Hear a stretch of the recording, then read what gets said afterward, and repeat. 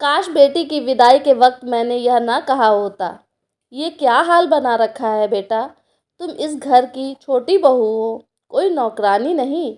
अपने आप को आईने में देखा है तुमने? वॉकर पर चलकर तुम सारे काम निपटा रही हो। विनय जी ने अचरज कर बोला, पापा, अपने घर का काम करने से कोई नौकरानी नहीं हो जाता। मेरा ससुराल संयुक्त परिवार है। छोटी बहू होने के कारण ये मेरा दायित्व है कि मैं घर को संभाल कर रखूं। जब से पाँव में चोट लगी है तब से वैसे ही जेठानी जी और सासू माँ को मेरी मदद करनी पड़ती है। अब इस पाँव के दर्द को जाने में महीनों लगेंगे। इसका मतलब यह नहीं कि मैं महीनों आराम करूं। चेतना ने अपने बिखरे बाल को संवारते हुए अपने दिल पर पत्थर रखकर अपने दर्द को छुपाने की असफल कोशिश करते हुए अपने पिता को समझाया। छोटी बहू का मतलब यह नहीं कि शाम के 4 बजे तुम खाना खाओ। अपने कपड़ों का ध्यान न रखो, यहाँ तक कि अपने स्वास्थ्य का भी ध्यान न रखो। मुझे तो समझ नहीं आ रहा है कि ये मेरी बेटी है या कोई और। विनय जी की आंखें सुर्ख लाल हो गई थीं। शायद एक पिता होने के नाते उन्होंने अपनी आंखों को सजल होने की इजाज़त नहीं दी। तभी चेतना की सास आ गईं। क्या बातें हो रही हैं बाप बेटी में? चेतना बहू, तू थोड़ा देर वॉकर छोड़कर भी चल लिया कर। अपनी लापरवाही से गिर पड़ी हो बाथरूम में। तुम्हारी लापरवाही का खामियाजा हम भर रहे हैं। डॉक्टर ने भी कहा कि थोड़ा थोड़ा चलना शुरू करो, पर तुम तो वॉकर छोड़ने का नाम नहीं लेती। पता है समधी जी, इसकी जिम्मेदारी मैं और इसकी जेठानी उठाती हैं। अब आप समझाओ इसे कि इतना लापरवाह ना बने।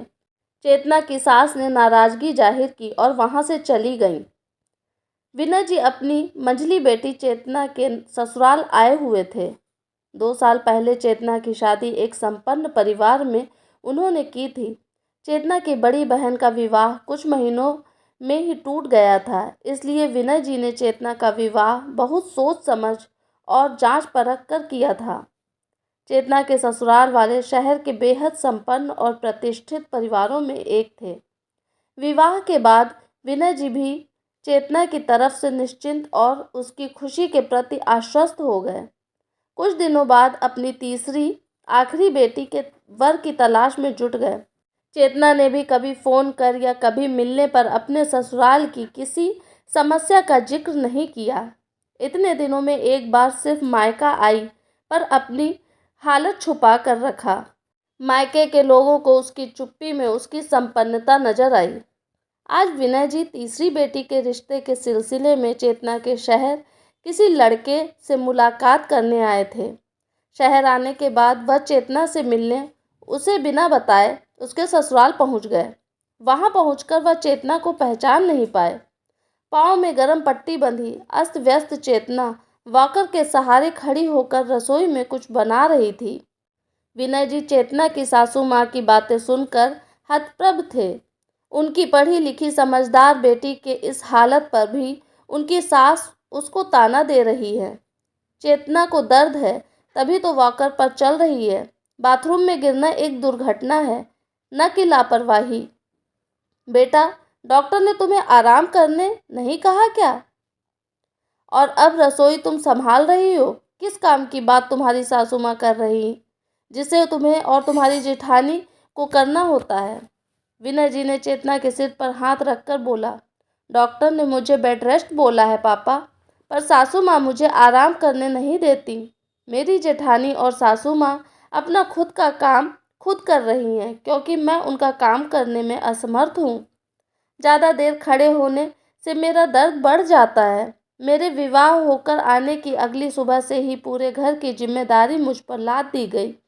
नौकर को हटा दिया गया और कहा गया कि मुझे कौन सा नौकर की आदत है।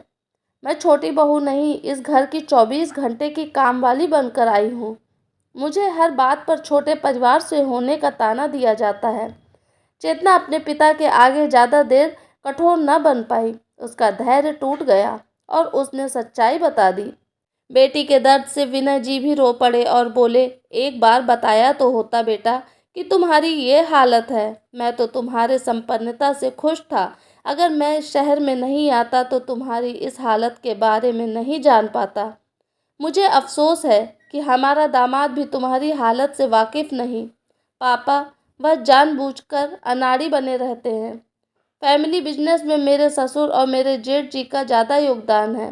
सारा कारोबार बना बनाया उन्हें मिला है, इसलिए वह सबों के हाथों की कठपुतली बने हैं और मेरी भी वही स्थिति बना रखी है। चेतना बोली, बेटा, घर का काम करना, सबका ख्याल रखना कोई बुरी बात नहीं, लेकिन खुद बीमार होकर स्वस्थ व्यक्ति का ख्याल रखना और अपना ख्याल न रखना तो दब्बूपन है। इतनी बड़ी बात तूने हमें क्यों नहीं बताई? ये तो घरेलू हिंसा है, विनय जी ने दुख से कहा। पापा, दीदी के तलाक के बाद आपने उसके टूटे रिश्ते की वजह दीदी को बताया। उनकी हर बातों को आपने गलत ठहराया। आपने जानने की कोशिश नहीं की उसने जीजू से रिश्ता क्यों तोड़ा। जब मेरी शादी होने वाली थी तो मुझे भी आपने और माँ ने सिर्फ रिश्ते को निभाने का ज्ञान दिया। कभी यह नहीं बताया कि मुझे गलत के खिलाफ आवाज़ उठानी चाहिए। मुझे अभी भी याद है, विदाई के वक्त भी आपने यही कहा था, तेरा घर बसना चाहिए, तेरी दीदी की तरह तू वापस नहीं आ जाना, वरना तेरा पापा यह सदमा बर्दाश्त नहीं कर पाएगा।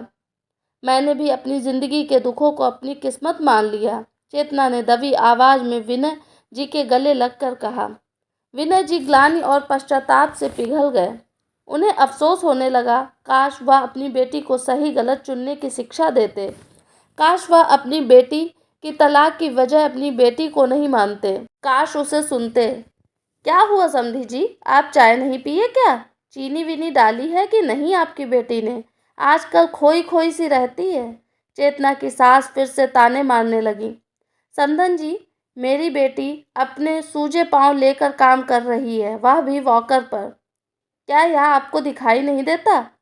घर के नौकर चाकर कहाँ गए? जब चेतना का रिश्ता लाया था तो आपने कहा था घर में नौकर चाकर भरे हैं, कहाँ गए सबके सब? विनय जी चिल्ला पड़े। उनकी आवाज़ से घर के और सदस्य भी बाहर आ गए। विनय जी ने रुद्र रूप धारण कर लिया था। आप लड़की के पिता होकर अपनी तेज आवाज़ में कैसे बोल सकते हैं? ये हमारा घर है, आपका कारखाना नहीं। चेतना की सास बोली, आपकी बहू उसी कारखाने में वापस जा रही है। मुझे आज इसकी हालत का पता लगा। आप लोगों की मानवता कहाँ चली गई? डॉक्टर ने इसे बेड रेस्ट बोला है और आप लोग इसे वॉकर देकर काम करवा रहे हो। आज ही पुलिस स्टेशन जाकर आपकी कंप्लेंट डालता हूँ। अपनी बेटी को अपने साथ ले जा रहा हूँ। यह बोलकर विनय जी ने चेतना का हाथ पकड़ा और धीरे धीरे उसे लेकर दरवाजे से निकल गए। चेतना की जिठानी को ठंड में पसीना आ रहा था। उसके जेठ जल्दी जल्दी शहर के आईजी को फ़ोन मिला रहे थे। सासू माँ भागकर भगवान के कमरे में जाकर बैठ गई थी और माफ़ी की गुहार कर रही थी। चेतना के पिता के इस रूप की उन्होंने कल्पना भी नहीं की थी। आने वाले खतरे की घंटी से पूरा परिवार थरथरा रहा था और सोच रहा था, काश उन्होंने चेतना के साथ ऐसा व्यवहार न किया होता। क्योंकि गलती करने वाले को भी यह पता होता है कि उसका यह कृत्य गलत है, परंतु एहसास तभी होता है जब कोई उसकी गलती का एहसास उसे करवाता है। दोस्तों, अपनी नाजुक सी बेटियों को गृहस्थी बसाने की शिक्षा के साथ उसे सही गलत समझने की कला भी सिखानी चाहिए। ये कोमल कली कहीं तूफान के थपेड़ों को अपना भाग्य न मान लें। बेटियों को विवाह उपरांत पराया न करें, बल्कि उन्हें पहले से भी ज़्यादा अपनापन दें ताकि वह अपने दुख दर्द को आपको बेझिझक बताएं। बेटियों के ससुराल में ज़रूरत से ज़्यादा दखलंदाजी सही नहीं, पर ज़रूरत से ज़्यादा उसके ससुराल पर भरोसा भी सही नहीं। दोस्तों, ये था मेरा आज का वीडियो। उम्मीद है वीडियो आपको ज़रूर पसंद आया होगा। आपकी क्या राय है इस वीडियो के बारे में, मुझे कमेंट के द्वारा ज़रूर बताइएगा। अगर आप मेरे चैनल पे नए हैं तो प्लीज़ सब्सक्राइब कीजिएगा मेरे चैनल को। वीडियो पूरा देखने के लिए आपका बहुत बहुत धन्यवाद।